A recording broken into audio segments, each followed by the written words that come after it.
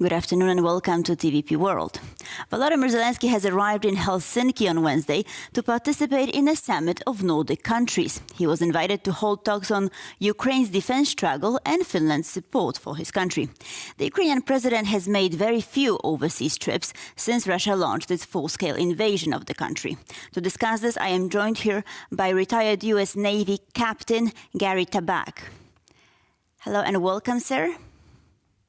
Thank you, Sally, for inviting me. Delighted to have you with us. So let's try and perhaps unpack what Volodymyr Zelensky is doing in Helsinki. Is he trying to gain more support for, Ukraine's NATO bid, or is he trying to get more arms? What is his main objective? Well, I think there are several objectives. Again, of course, the main one is to rally the West. And nobody is better at that than he is. I guess his acting talents are showing because he's extremely popular in the West with us. And his priority right now is to get enough weapons, to get enough instruments so the Ukrainians can conduct a proper counteroffensive and throw the Russians out of their land. So that is the main thing that I think that President Zelensky is trying to accomplish, to get the help that we all promised him that we were going to deliver to him, to Ukraine, if anything happens there, which were, a year gone by and there's still missiles killing children in Ukraine. The skies are not closed, which is very strange, in my opinion, that we're allowing in today's world to happen something that happened in World War II and leading to it, and we're still sitting back. And of course, I think he's delivering that the main reason that Putin claimed, one of the main reasons, he had four of them, I think, is to stop expanding NATO because they're so afraid of NATO, that NATO should not be near the Russian borders and so forth. Well, Finland is now sharing a very large border with Russia. It's always been neutral. As a matter of fact, it was kind of pro-Russia throughout the Soviet Union. And now, as a result of this aggression, the NATO expands. So if Mr. Putin doesn't want NATO, or Russians don't want NATO to expand, stop being aggressive to your neighbors and start killing your neighbors. Then maybe they'll say, okay, we don't need NATO. But they do. And of course, historically, we remember that Finland was a country that has beaten the Soviets, a much larger force, when they were attacked right prior to World War II. I guess that was the beginning of World War II in a sense. And they were able to push the Soviets back. I mean, very small force, kind of like what Ukrainians are doing now. So I think there's also symbolic things with it. And of course, one of the reasons President Zelensky is there, that if Finland can be part of NATO, then probably, most likely Ukraine should be part of NATO as well. Why should Ukraine be excluded? And I think all the countries need to work on it to make sure that Ukraine throws out the Russians out of their land and accepts them into European Union and into the NATO alliance. Right. However, for now, right, Ukraine will not be admitted to NATO because there is an active war going on in the country, and this would trigger Article 5. But the thing is, I think, perhaps Zelensky is seeking more security guarantees from some countries, because that's sort of like a measure that's being used temporarily, right? Because they are not. Do you think that any of the Nordic countries could provide Ukraine with such guarantees that if anything further happens, they will come to Ukraine's aid? I think they are. And we see that the Nordic countries, and I guess for Finland, that was a huge step to join NATO, and now to even host Ukrainian president. It is definitely not pleasant for Putin, or for how is he going to explain this to his population? It's very that his idea was to stop expansion of NATO, and it expanded. As a reverse. It worked backwards. It expanded, and they're right on the border of Russia, and they're hosting a president of the country they're at war with. So not to expand NATO. So it is very difficult. But Nordic states are very active, and we know that they're very active now. Their navies are very active now. They activated their military is on high alert. So they're showing that they're not kidding with Russia and they're not playing any games with them. And Finland is a leader in it. So it's clearly that the Nordic states provide, I think Nordic states as well as Poland and other countries provide and do their share of support for Ukraine. Now, Poland is a leader in it. There is no question about it, and Great Britain, along with Great Britain. But the rest of us, the old Europe and the administration in the United States, they're slowing it down. They're pulling it back. They're somehow being manipulated into this kind of behavior. And we know that a very credible individual, Slavomir Debsky, yesterday in his Twitter put down that there is a secret negotiations between Russia and the United States, and the Russians have drawn a red line not to give ATACMS, for instance, to Ukraine, to go into counteroffensive. So it seems like it's been going on a lot. So this politics and betrayal of Ukraine continues, in my sense. I think the West should realize that we cannot afford World War III, and we cannot afford to sacrifice Ukraine to this KGB thug.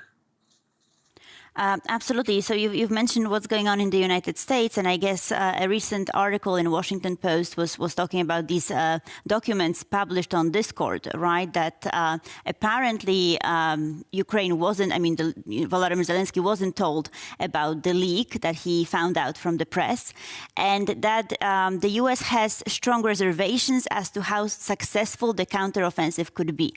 Do you have any thoughts on that?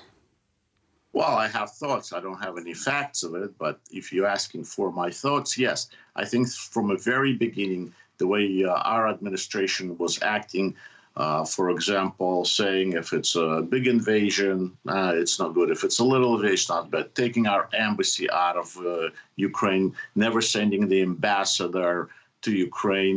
We didn't even do that in Afghanistan. Taking sanctions of the Northern Stream and putting sanctions on our Keystone Stream, raising prices on oil, which was, of course, made billions again for Putin to finance this war, and so on. And then, of course, the American people, which are represented by our Congress, has spoken even before the war that we need to give Ukraine a Lend Lizа, give Ukraine whatever they need, like we did during World War II to other countries, to get rid of this cancer, to get rid of this threat to the whole world. If they're because they're willing to fight, they know how. All they need is weapons that we have taken away from them earlier by Budapest Memorandum. So all they're saying, so American people have spoken, and the law has been passed by as a Lend Lizа, and the president has signed it. In a few days it'll be exactly a year from now, but we haven't engaged the Lend Lizа. It has, nothing. Ukraine has received absolutely nothing from the United States on the Lend Lizа, claiming that there's other programs. It doesn't mean anything. All these programs can run parallel to each other. Ukraine needs air cover. They don't have air cover. They need air cover in order to conduct counteroffensive. They need more armor. They need long-range artillery, precise artillery. So that we have not provided, I think, in the quantities that we're supposed to provide. Everybody's Washington Post, the Republicans in our Congress, the Democrats in our Congress are at odds with the White House, saying, why are you slowing down? Why are you holding back? Nobody understands why. We don't have proof, but we certainly have an idea why President Biden is not cooperating to the fullest. But other countries do. So we will see. And we see today that Ukrainians are not, I don't want to say it's Ukrainians, but we see today that the Russian main symbol of Russia, and it was a main symbol of former Soviet Union, the Palace of Soviets, and today it's a Palace of Russia, right in the middle of Kremlin, gets hit, and the flag falls down. I mean, the symbol of your country. I see that you're wearing a flag as a patriot, and yesterday celebrating flag. But all patriots uphold our flags. Those of us who fight our country, we're buried. Our caskets are covered with a flag. So the Russian flag has fallen from its main building in Kremlin. And when the Soviet Union collapsed, the first thing they did, they replaced the Soviet flag with this Russian flag. Well, now it was hit. I'm not going to say who did it, because I don't know. Ukrainians haven't claimed it.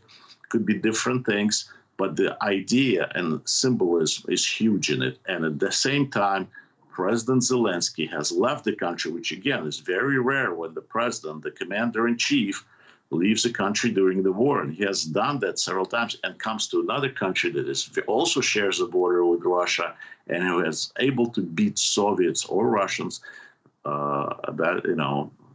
right prior to World War II. So I think there's a lot of symbolism in it, and I think there's a lot of bravery in it. And I think those of us who are in the military leaders at our military academies will be studying General Zaluzhny and his generals and the way Ukrainians are fighting for many years. This will go in history as how a very small army was able to hold back the savagers that are coming to destroy them. Right, absolutely. And sort of following his visit to Helsinki on May 13th, Volodymyr Zelensky is going to go to Berlin.